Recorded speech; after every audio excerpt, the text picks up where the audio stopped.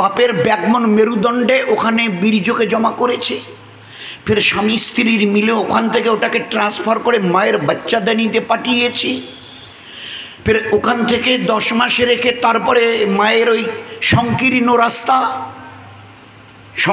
রাস্তা ওই দিয়ে তোমাকে এই দুনিয়াতে নিয়ে এসছি। এটা এইরকম করলে ফুলতো না।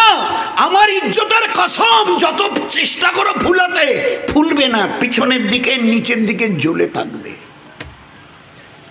এই যে স্ট্রেট হনন করে কালকের ওই নিজের বেডরুম থেকে দাঁড়িয়ে সিধে হয়ে ওই যে বাথরুমটা, বেডরুমের সঙ্গে অ্যাটাচড বাথরুম, 2 হাত 3 হাত বড় জোর, এখান থেকে উঠে ওইটুক যাওয়ার মতো হিম্মত থাকবে না তোমার। সব বি কেয়ারফুল, দিন আসছে তোমার অজান্তে সব কিছু সরে যাবে, একটাবার তোমাকে জিজ্ঞাসা করব না, আর ধরে রাখবার কোনো ক্ষমতাও তোমার থাকবে না। দেবে চ্যালেঞ্জ? আছে ক্ষমতা? Is there any power? হুশ করে চলিও এই জমিনের উপরে। ওই ভাইয়াটা এর আগে ভাই কথা বলছিল, হুশ করে চলিও ওই মা ফাতেমার কেচ্চা, যে জমিনে আজকে গট গট গট মানে যেন মিলিটারি যাচ্ছে, শব্দ শুনলে মনে বোধ হয় মিলিটারি বোধ হয় মার্চ করে যাচ্ছে। এই জমিনের নিচে তোমাকে পুঁতে দেওয়া হবে, আজ নয় তো কাল। কুল্লু নাফসিন যায়কাতুল মাউত, every soul will test of death, সুম্মা ইলাইনা তুরজাউন।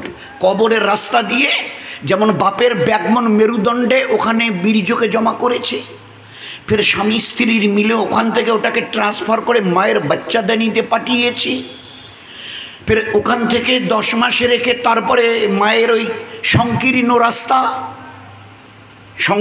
রাস্তা ওই দিয়ে তোমাকে এই দুনিয়াতে নিয়ে এসছি।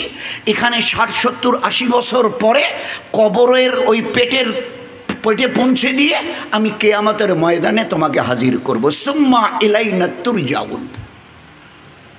On that day you will be asked by these 4 questions. The first questions will be there. How did you pass the period of your life?